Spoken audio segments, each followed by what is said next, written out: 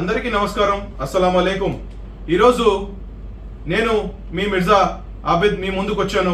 ఎందుకంటే మనం చాలా జాగ్రత్తగా ఇప్పుడు జరుగుతున్న జగన్మోహన్ రెడ్డి యాత్రలను చూస్తూ ఉంటే, అప్పుడు ఓదార్పు యాత్రలు చేశాడు, ఇప్పుడు అదే అధికారం పోయిన తర్వాత జనాల్లో ఏదో ఆయనను ఎవరు మర్చిపోతారనే బాధతో పాపం చాలా తొందరగా జనాల్లో చొచ్చుకొని పోవాలనే ఉద్దేశంతో ఏం మాట్లాడుతున్నాడో మతిస్థిమితమైన పరిస్థితిలో ఉన్నాడు.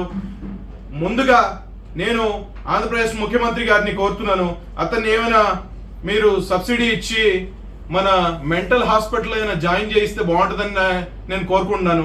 ఎందుకంటే ఆయన మాట్లాడుతున్న మాటలు మన అందరికీ చాలా హాస్యాస్పదంగా ఉంది. ఈరోజు రాష్ట్రంలో జరుగుతున్నది ఎంత సుపరిపాలన జరుగుతుందో మనం అందరం చూస్తున్నాం.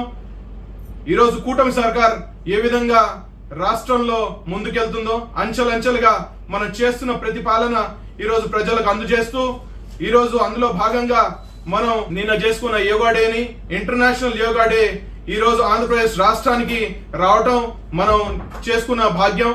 అందులో ప్రధాని మోదీ గారు పాల్గొన్నారు. మన రాష్ట్ర ముఖ్యమంత్రి గారి ఆధ్వర్యంలో మరియు మా ఉప ముఖ్యమంత్రి పవన్ కళ్యాణ్ గారి ఆధ్వర్యంలో జరిగిన ఈ యోగా డేని సక్సెస్ఫుల్ చేసుకున్నందుకు ముందుగా ఆంధ్రప్రదేశ్ రాష్ట్ర ప్రజలందరికీ ధన్యవాదాలు తెలియజేస్తున్నాను. ఎందుకంటే ఈరోజు జగన్మోహన్ రెడ్డి ఆయన మొన్న జరిగిన గుంటూరు జిల్లా పర్యటనలో భాగంగా గుంటూరు జిల్లాలో ఆయన పర్యటించిన దాంట్లో ఒక మనిషి ప్లకార్డ్ చూపించి దాంట్లో క్లియర్ గా ఆ ప్లకార్డ్ లో ఏం రాసి ఉంది అని చెప్పి దాన్ని వక్రీకరించి చాలా జాగ్రత్తగా మీడియా సమావేశంలో ఆయన మాట్లాడుతూ ఆయన దాన్ని ఖండించకపోగా దాన్ని సమర్థిస్తూ ఆయన ఇచ్చిన స్టేట్మెంట్ ఈ రోజు ఆంధ్రప్రదేశ్ లో ఎంత బాధాకరణం. ఎందుకంటే ఏ ఫ్యాక్షన్ రాజకీయాలు అయితే మనం ఆంధ్ర రాష్ట్రం నుంచి తోలేద్దాం అనుకున్నారో, ఆ ఆంధ్రప్రదేశ్ లో అలాంటి రాజకీయాల్ని మళ్ళీ తిరగదోడుతూ ఆ రాజకీయాల్ని మళ్ళీ ఆంధ్రప్రదేశ్ లోకి తీసుకొని రావాలని చెప్పి అనుకుంటున్న జగన్మోహన్ రెడ్డి మనస్తత్వాన్ని బహిర్గతం చేసినట్టు తెలుస్తుంది. ఇలాంటి మనస్తత్వం ఉన్న వ్యక్తిని మనం ఈ ఆంధ్రప్రదేశ్ నుంచి పారదోలాలని చెప్పి అనుకుంటున్నారు. ఎందుకంటే ఈ మనిషి ఏ విధంగా తన బాబాయిని చంపేసిన వ్యక్తులని వెనకేసుకు వస్తూ ఈ రోజు ఆంధ్రప్రదేశ్ లో రాబోయే రోజుల్లో హత్య రాజకీయాలకు ప్రోత్సహించే విధంగా మాట్లాడడం ఎంతో బాధాకరం. ఎందుకంటే అతనితో పాటు నడిచే ప్రతి కార్యకర్త కూడా అలాంటి మనస్తత్వాన్ని పెంపొందించేలాగా ఈయన మాట్లాడే మాటలు చాలా భయంకరమైన స్థితిలోకి ఆంధ్రప్రదేశ్ ని తీసుకొని వెళ్లే పరిస్థితితో ఉన్నాయి.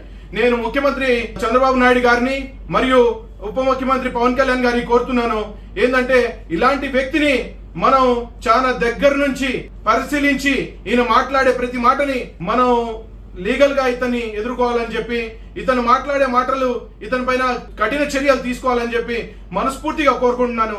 ఎందుకంటే మనం ఎవరిని వ్యతిరేకించడం లేదు, మీరు చేసే ఎక్కడైనా యాత్రలు చేసుకోండి, తప్పులేదు. కాకపోతే ఫ్రాక్షన్ రాజకీయాల్ని ఈ రాష్ట్రంలోంచి పారదోలే వ్యక్తులు ఎన్డీఏ కూటమి. అలాంటి కూటమి సర్కారు నడుస్తున్నప్పుడు మీరు సమాజానికి ఎలాంటి మెసేజ్ ఇవ్వాలి? జగన్మోహన్ రెడ్డి గారు, మీరు సమాజంలో ఎలాంటి మెసేజ్ ఇవ్వాలి? ప్రజల్ని భయభ్రాంతులు చేయడానికి ఇలాంటి మాటలు మాట్లాడుతున్న మాటలు కరెక్టా? ఒక ఆంధ్ర రాష్ట్రానికి ముఖ్యమంత్రిగా చేసిన మీరు, మీ నోటి నుంచి ఇలాంటి మాటలు వస్తున్నాయంటే మీకు పుట్టినప్పటి నుంచి వెన్నతో పెట్టిన విద్య అని చెప్పి ఆ ఫ్యాక్షన్ రాజకీయాలు, అలాంటి రాజకీయాల్ని మీరు అధికారం కోల్పోయిన తర్వాత అసహనంతో మీతో ఎవరు నడవట్లేదనే బాధతో మీతో నడుస్తున్న ఈ కార్యకర్తల్ని కూడా వాళ్ళని కూడా బలి పశువులు చేసేలాగా ఈ విధంగా మీరు మాట్లాడే మాటలు రాబోయే రోజుల్లో చాలా తీవ్రమైన పరిణామాలు ఎదుర్కొంటారు జగన్మోహన్ రెడ్డి గారు. మీకు 11 సీట్లు ప్రజలు ఇచ్చిన తీర్పు, అలాంటి తీర్పుని రాబోయే రోజుల్లో ఇంకా మిమ్మల్ని దయనీయమైన స్థితిలో మీరు పడిపోతారని చెప్పి మీ మాటల్ని మీరు ఉపసంహరించుకోవాలని చెప్పి కోరుకుంటూ, ఇలాంటి ఆంధ్రప్రదేశ్ సర్కార్ ఇలాంటి చర్యల్ని ఇలాంటి మాటల్ని ఎప్పుడు కూడా ఒప్పుకోదు. నేను ఈ మాట చెప్తూ సెలవు తీసుకుంటున్నాను. జై హింద్, జై జనసేన.